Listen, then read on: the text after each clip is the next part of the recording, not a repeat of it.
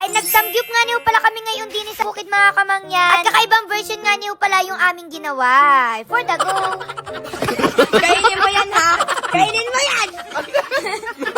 So ayun, nag-grade na naman nga niyo pala kami sa samgyup mga kamangyan. At alam niyo naman ano mga kasama ko, mga tamad-tamad din yan magpunta-punta sa mga resto-restaurant. Tamad din kasi pumila niyang mga yan, mga ayaw maghintay. Parang mas gusto na lang nila maggayat maghapon. Salamat! Pero ayun nga niyo mga kamangyan, before diga nagsamgyup-samgyup na rin ho kami din sa bukid. At talagang yung binili namin doon, kung ano yung mga nakikita niyong pagkain sa mga samgyupan. Yung mga iba't ibang flavor doon ng karne, mga noodles. Kasi may nadaanan kami noon na Korean store, so doon talaga maraming mabibili. Pero syempre, dahil nga niyo meron kami mga senior din wow, senior. Tinanong ko nga ni rin sila kung gusto nila na magsamgyup. Ay, oo daw, kaso nga nila ayaw nila mag-guilty, gawa ng alam nyo naman kapag mga naedad-edad na, gusto na niyan ay mga healthy. Ako nga niyo ay, di tuloy pa rin magsamgyup pa rin kami din sa bukid. Ang kaso nga nila, ibang version na, so mas maraming gulay, gawa ng diga sa samgyupan, parang ang gulay lamang doon. Patatas, yung leto. Dinin ako adamihan natin, parang pinakbit na yung alutuin. Salamat! Syempre, alahukan pa rin naman ho natin yan ng karne-karne mga kamangyan, kasi kapag walang ganyan, parang maiiyak na ako. Wala, napaka-OA. After ko nga niyo malinisan niya ang karne diyan mga kamangyan, ay dinilagyan ko na nga niyo ng toyo, marinated Korean sauce, patis, bawang, paminta, asukal, tsaka ho ring sesame seeds. Yan, marinate lang yan siguro ng mga 30 minutes. So, mas matagal, syempre, mas masarap. Ay, sana all. Kasi diga mga kamangyan, kapag mga samgyup, wala naman talagang mga isda doon, lalo ng mga tilapia, ganyan. Pero kami magalagay.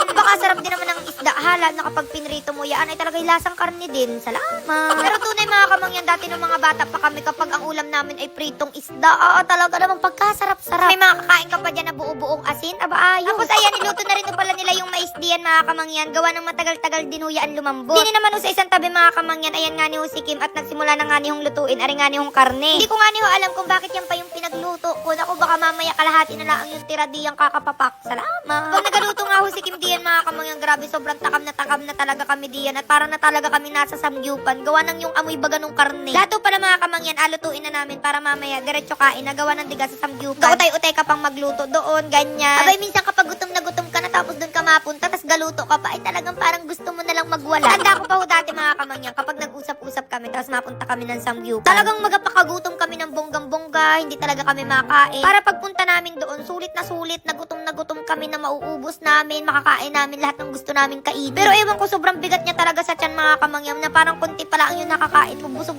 ka na. Kasi yan, niluto na rin pala namin yung mga gulay-gulay din ni mga kamangyan, pero hindi namin basta pinrito lamang, may mga pampalasa din kaming nilagay para magmukha naman social ng very very light. Oh, very light. Siyempre pa nga kamangyan, para mas masarap din siya kainin mamaya. Yung parang kahit gulay lang yung kainin mo, parang lasang tsatsyarong bulaklak siya. Aray, hindi, sobrang layo naman nun. So ayun, medyo madali-dali nga nila ako pala yung pagluluto namin din ni mga kamangyan, gawa ng siyempre kami ay marami-rami din, so tulong-tulong na. Kasi grabe na rin talaga yung kalam ng sikmura. Aray, hindi. Kaya mga kamangyan, tuloy-tuloy pa rin nga niyo yung pagluluto dito ni Nakim na rin nga niyo yung karne. Medyo natatagalan ho kasi sila ng pagluluto din, gawa ng siyempre kailangan talaga yan na maluto ng bonggang-bongga. Huwag na ho kayo magtaka mga kamangyan kung bakit ganyang kawali yung gamit namin diyan. Para nga niyo mas maganda yung luto doon sa karne. Gawa ng kapag doon sa mga tulyasi o mga normal na kawali, medyo mahirap-hirap talaga, baka magdikit-dikit o pangit yung pagkakaluto. Tapos dati pala mga kamangyan, nung nauso yung samgyupsal, hindi agad kami nakakain sa mga ganyan. Parang naririnig-rinig lang namin. Tapos sobrang nakakainggit, gawa ng syempre, diga kapag pumunta ka doon, parang ang yayamanin mo, ganyan. Kasi nga magkano yan, parang nasa 399 hanggang 599, 799 per person. Yun ay paano kung kukunti lang yung makakain mo, ay digay parang luging-lugi ka. Kapag makain ka sa ganyan, dapat talaga sulit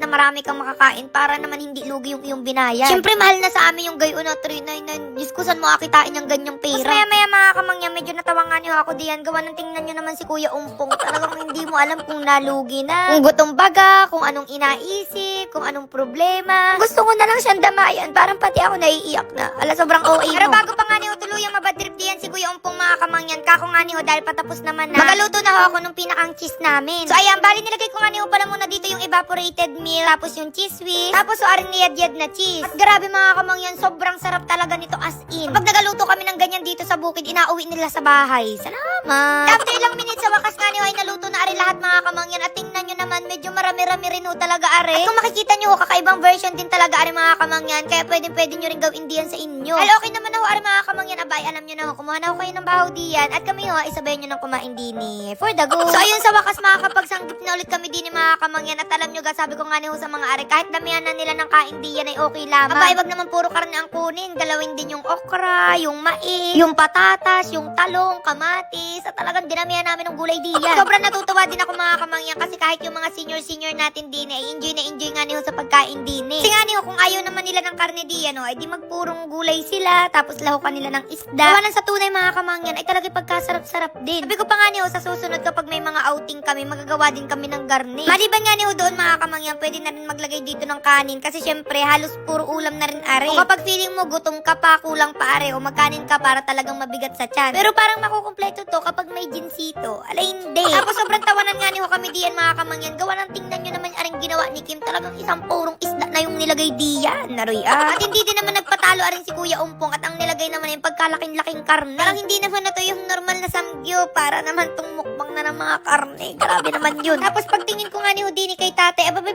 puro karne lamang yung inakain na parang namumulutan. Parang mamaya makukurot ko na to sa singit. Ano hindi. Pero yun, isa nga niyo are sa pinakamasaya na pagluluto namin din sa bukid mga kamangyan. Gawa ng diga, medyo marami-rami talaga yung pagluluto namin. So andun yung pagtutulungan, grabe yung kwentuhan namin dito, yung chismisan.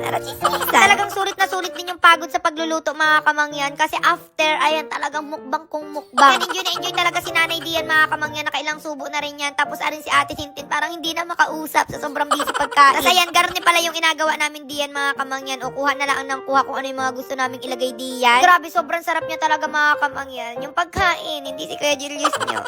Maya mga kamangyan, nakita ko sila, inapapak na nila yung patatas, kasi ang sarap daw. Kasi syempre di may mga nilagay tayo doon ng mga pampalasa kanina. Kaya kahit papakin nyo yan ng bonggang-bongga, okay lang, kasi malanamnam talaga yan. Ayun, sobrang na-enjoy talaga namin are mga kamangyan, at talagang naparami din yung kain namin. Salamat! So ayun na mga kamangyan, mamili pa rin ako ng bibigyan ng gift. Basta i-follow nyo lang ating page at i-share yung video. Hanggang dito na lang ang ating video at kami magpakabusog muna din. Bye-bye, love you. Huy!